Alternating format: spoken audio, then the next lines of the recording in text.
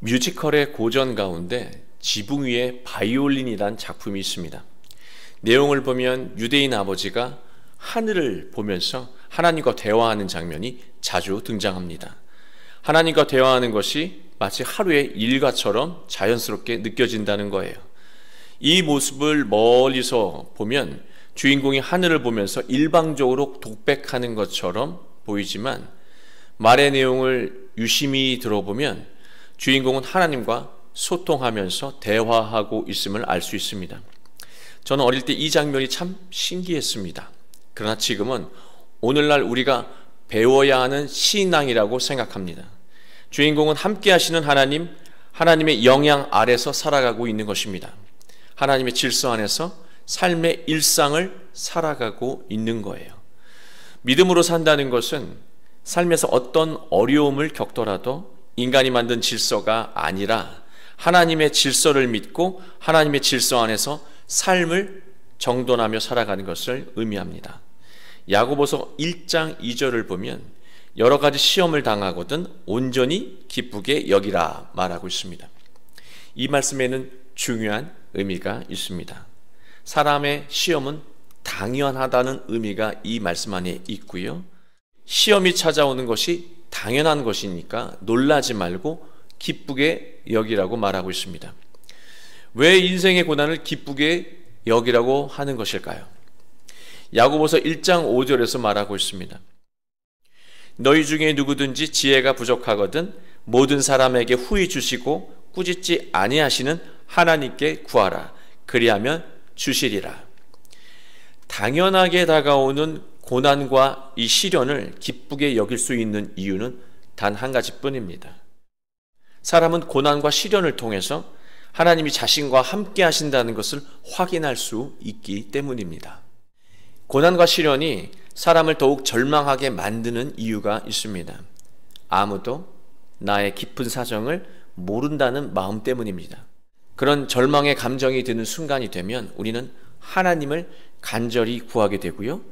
자신과 늘 함께 하시며 자신을 위해 일하고 계신 하나님을 강하게 느끼게 된다는 거예요.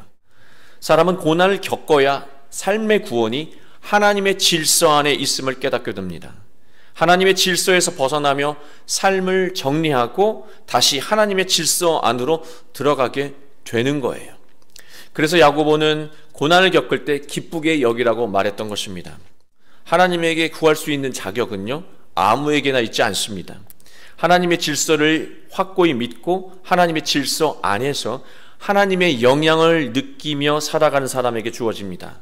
하나님의 질서 안에서 하나님의 영향 아래서 살아가려고 노력하는 사람만이 하나님에게 구할 수 있는 것입니다. 하나님 그러한 자녀에게 반드시 응답하시고 복된 길을 열어주신다는 거예요. 하나님은 간절한 마음으로 구하는 것에 반드시 응답하십니다. 우리가 삶의 어려움을 겪을 때 회복을 원한다면 자신의 마음과 삶의 자리가 지금 하나님의 질서 안에 있는지 먼저 점검해야 하는 것입니다. 인간의 질서에 파묻혀 사는 사람에게는 하나님의 은혜가 미치지 못하기 때문입니다. 더 정확하게 말하면 인간의 질서에 파묻혀 사는 사람은 하나님이 말씀하셔도 들을 수 없고요. 하나님의 은혜를 베푸셔도 감지할 수가 없다는 것입니다. 여러분 잘 아시는 다윗은 믿음이 훌륭한 사람이었습니다. 다윗의 믿음이 대단한 이유 중에 하나는 사람이라면 당연하게 해야 하는 일조차 하나님께 물으며 행했다라고 하는 것입니다. 다윗은 왕이 되기 전에 자신을 따르는 병사들과 그 가족들과 시글락에서 마을을 이루고 살고 있었습니다. 그러던 어느 날 자신들과 군사들이 잠시 마을을 비운 사이에 아말렉이 쳐들어와서 아내들과 자녀들을 모두 납치해가는 일이 벌어졌습니다. 이런 상황이 되면 보통 사람이라면 곧바로 가족을 구하기 위해서 진격했을 것입니다. 그러나 다윗은 달랐습니다. 가족을 구하려고 하는 것이 너무나 당연한 이 상황에서 다윗이 가장 먼저 한 것은 하나님께 묻는 것이었습니다. 하나님, 지금 가족을 구하러 가야 합니까? 라고 물었습니다. 그랬더니 하나님은 응답하셨습니다. 지금 아내와 자녀들을 구하러 진격해라. 내가 그들을 진멸할 것이다 말씀하셨어요. 여러분, 우리가 겪는 고난의 대부분은요, 이 정도 일은 하나님께 묻지 않고 내 판단대로 행동해도 된다는 태도에서 시작된다는 거예요. 일상의 작은 일조차 하나님께 물으며 하나님의 질서 안에서 일해야 한다는 것입니다. 그러나 다윗도 하나님의 질서에 머물며 살아갈 때는 작은 것 하나까지도 하나님께 의뢰하고 여쭈면서 승리의 인생을 살았지만, 그가 자만에 빠지고 욕망에 따라 행동하면서부터 위기를 겪기 시작합니다. 다윗은 우리아의 아내 밧세바를 불러 부정을 저질렀습니다. 그 이후에 어떤 일이 벌어졌는지 아십니까? 우리아를 어떻게 하면 죽게 할 수 있을까를 궁리합니다. 과연 신앙이 좋은 다윗이 이런 생각을 한 게 맞는가 할 정도의 행동들을 하고 있다라고 하는 거예요. 사람이 하나님의 질서에서 벗어나게 되면 나타나는 현상이 있습니다. 불의한 말과 행동을 해도 본인은 불의한 줄 모른다는 거예요. 자신을 객관적으로 보는 기능이 망가지게 된다는 것입니다. 이렇게 되면 삶은 피폐해질 수밖에 없습니다. 또 이런 사람의 주변은 함께 고통을 겪을 수밖에 없는 거예요. 우리가 그런 존재로 가정의 구성원으로 또 가장으로 엄마와 아빠로 살아가고 있는 것은 아닌지 돌아봐야 하는 것입니다. 아브라함은 기근을 만났을 때 하나님의 질서에서 벗어나 인간의 질서에 따라 판단하고 행동했습니다. 하나님, 지금 이 땅과 세계에 심각한 기근이 들었고 이 땅의 이방인 우리는 어떻게 먹고 살아야 하는지 앞날이 깜깜합니다. 하나님이 인도해 주셨으니 하나님 어떻게 해야 할지 가르쳐 주십시오라고 물었어야 하는데 아무것도 묻지 않고 아브라함과 가족은 바로 행동으로 옮기고 있다는 거예요. 여러분, 이 아브라함의 행동을 보면요, 신앙인은 지적할 수 있지만 일반인이 보면 하나도 문제될 게 없어요. 인간의 질서에서 보면 땅에 기근이 들어서 먹을 것이 없어요. 그러면 음식이 있을 만한 곳으로 떠나는 것이 정상이에요. 이거는 고민하거나 의논할 일이 아니에요. 또 아브라함은 가장 아닙니까? 음식이 있는 곳으로 가족을 데리고 가는 것은 가장의 마땅한 도리라고 하는 거예요. 인간적인 질서로 보면 아무것도 문제가 되지 않습니다. 바로 신앙의 우리의 삶의 허점이 여기서 나타나는 거예요. 인간적으로 보면 아무 문제 없는 행동을 난 하고 있기 때문에 잘못이 없다고 생각하는 것이죠. 그러나 문제가 바로 여기서 발생한다는 거예요.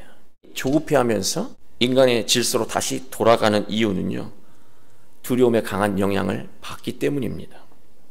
두려움에 강한 영향을 받으면요, 하나님에게 영향을 받지 않게 된다는 거예요. 인간의 질서에 아무 문제 없잖아 라고 하면서 행동하게 된다는 것입니다. 사람이 두려움을 전혀 느끼지 않을 수는 없습니다.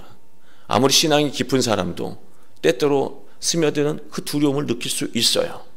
그러나 두려움을 느끼는 순간에 그냥 방치하면 안 된다는 거예요. 두려움은 더욱더 생각을 확장시키고 최악의 상황으로만 살게 만든다는 거예요. 우리가 두려움을 느끼는 순간이 찾아온다면 우리는 그 순간에 하나님께 더욱 나아가 하나님을 향한 믿음을 더해야 한다는 것입니다. 하나님을 향한 믿음만이 두려움을 이겨낼 수 있습니다. 하나님의 믿음만이 다시 인간의 질서로 들어가려고 하는 마음을 차단할 수 있다라고 하는 거예요. 그러나 아브라함은 두려움이 이끄는 대로 판단했고 애굽으로 내려갔습니다.